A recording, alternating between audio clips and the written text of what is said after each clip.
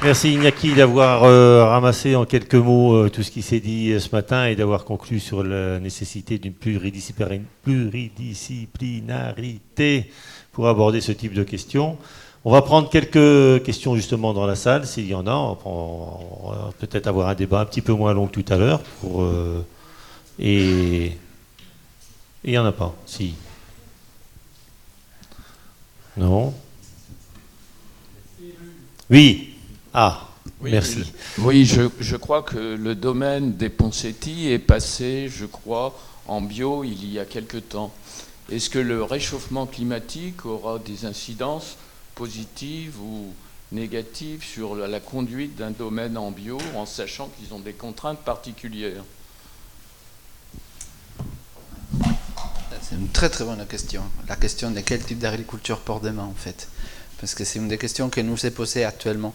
Alors à l'INRA concrètement, il y en a des travaux qui sont commencés pour essayer d'évaluer les types d'agriculture, dont l'agriculture biologique justement, comme une des stratégies d'adaptation, voir comment elle va être confrontée à des évolutions de ces types.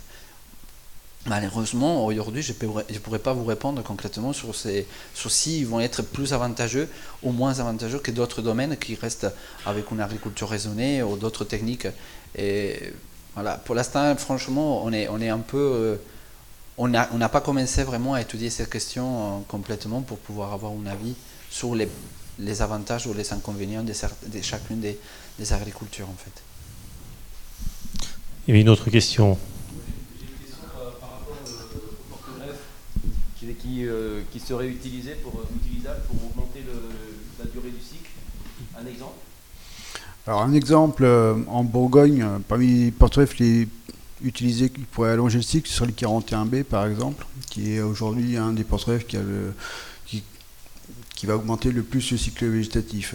Après, sur la palette de porte-greffes qui est utilisée en Bourgogne, elle est très restreinte par rapport à la disponibilité des porte-greffes qu'il y a au niveau national, voire même mondial.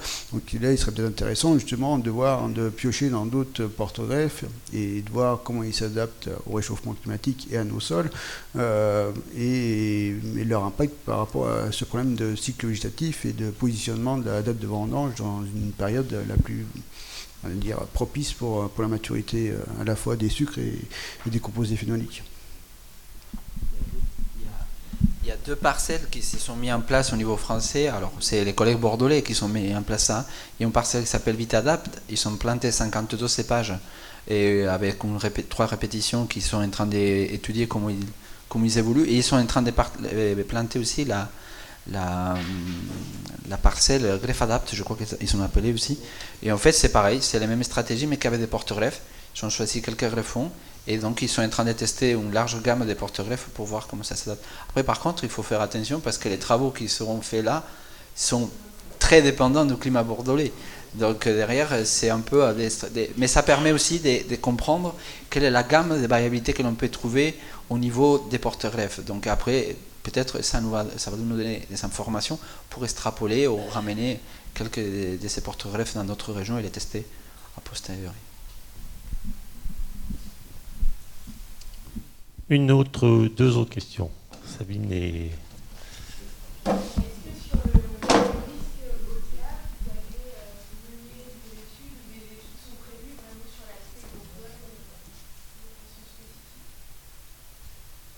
risques, quoi? Ochratoxine. Des trucs, non?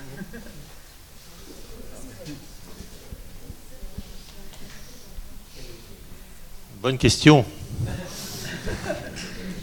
Il y a eu un groupe Ochratoxine qui s'est créé dans les années 2000, je crois, comme ça. Et il y a eu des analyses qui ont été faites sur les vins de Bourgogne. Clairement, on est trop septentrionaux pour être confrontés au problème, pour l'instant. Voilà. Donc, c'était exclusivement réservé, entre guillemets, aux pourtours méditerranéens, on va dire. Mais par contre, il est fort possible que cette maladie, enfin, ce champignon puisse remonter, effectivement, à un moment donné. Bon, ça veut dire jusqu'en 2050, on est tranquille aussi. Peut-être pas. Après, je crois, parce que là, je ne me souvenais pas, mais en fait, de mes souvenirs, des collègues qui travaillaient sur ces questions, les souvenirs, mais c'est un souvenir, c'est que c'était vraiment, il y avait même dans la région méridionale, il y avait un écart assez important entre les vignobles qui étaient vraiment proches de la mer, et les vignobles qui étaient plus en intérieur. Donc là,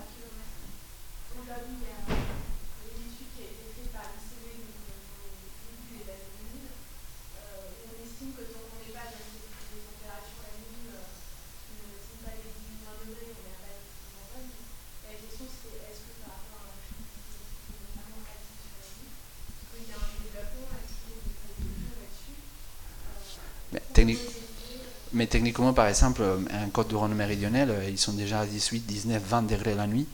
Et pour autant, je pense qu'ils sont toujours. Il y a quand même cette hiérarchie de distance à la mer qui joue. Il ne doit pas avoir que la température, il peut y avoir aussi d'autres facteurs comme l'humidité qui jouent différemment au niveau. Mais après, par contre, non, ça n'a pas été modélisé. Il n'y a pas, à ma connaissance, des gens qui se sont lancés sur ça. Bien, dernière question. Prends le micro, c'est comme ça il est là. Voilà. Est-ce que l'enherbement ne peut pas jouer sur la maturité et surtout sur le degré potentiel des mous atteints? Ça fait partie des stratégies qui sont toujours évoquées en fait. Après, la question c'est de savoir si notre parcellaire il est adapté à supporter un enherbement et aussi la vigne en fait. Parce que des fois, il y en a une mise en contrainte trop élevée vis-à-vis de la vigne. Donc c'est toujours une question d'équilibre en fait. Oui, mais ça, on sait que par exemple l'enherbement, ça va aider sur plein de services au niveau de la parcelle, que ce soit au niveau de la croissance et de la maturité, mais aussi des services écosystémiques type l'érosion, des choses comme ça. Mais avec une contrainte de la disponibilité en eau, parce que sinon on peut se retrouver que la vigne elle peut souffrir d'un stress trop sévère par la compétition avec l'enherbement.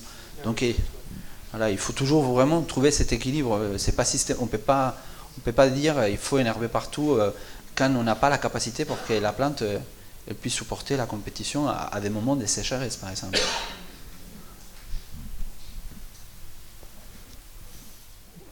Bien, ben on va demander à Pascal Guéguin de... Il y a une autre question. Oui. Ah. Attends le micro, parce que comme ça on t'entend, tout le monde t'entendra. Oui.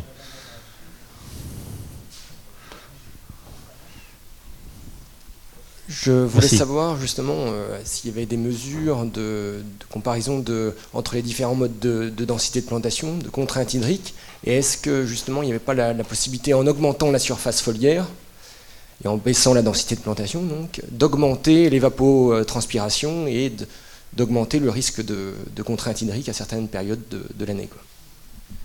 Ouais, effectivement, mais quand on est en vignoble étroit, on a des surfaces foliaires qui sont nettement supérieures à des vignobles plantés en 2 mètres ou en 2 mètres 20. C'est lié au fait qu'on a beaucoup plus de feuilles sur les premiers stades végétatifs, ramenés en fait à l'hectare, et que par la suite, on n'arrive jamais, même si on double la hauteur de feuillage, on n'a jamais en fait une surface qui est équivalente.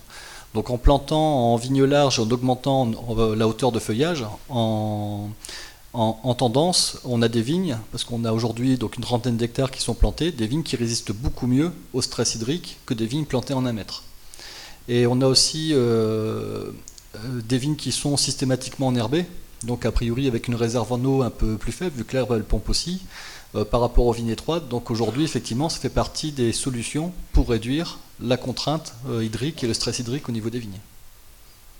Et il ne faut pas oublier aussi que des vignes à 2 mètres, elles ont plus de surface à explorer par rapport à des vignes à 1 mètre. Donc ça fait partie des solutions. Bon, cette fois, encore une. Alors.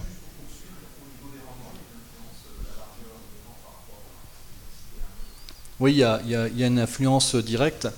Donc en fait, on a à peu près en tendance maintenant sur un recul d'une quinzaine d'années sur ces vignes, donc en diminuant par 2 alors on essaye de garder le même nombre de bourgeons à l'hectare. Mais ça, c'est très difficile. Parce qu'à un moment, sinon il y a de l'entassement de végétation, donc on est à peu près à 20% de bourgeons en moins, et des rendements qui sont inférieurs de l'ordre de 25%, à peu près entre 20 et 25%. Donc, mais on compare aussi des systèmes qui ont tendance à être soit travaillés en plein, soit désherbés en plein, avec un système qui est enherbé. Donc il y a en fait ce biais qui rentre en compte. Et l'autre point, c'est que cette baisse de rendement, l'idée c'est de savoir si elle est impactante ou pas. Et aujourd'hui, on arrive en fait à avoir des niveaux d'appellation suffisants avec ce mode de conduite. Et pour les sols superficiels, où là la baisse de rendement elle peut être assez conséquente, on compense avec des clones plus producteurs. En fait, il faut s'adapter, hein, simplement, c'est pas forcément le même matériel végétal qui ira dans des vignes à 2 mètres et dans des vignes à 1 mètre. Très bien.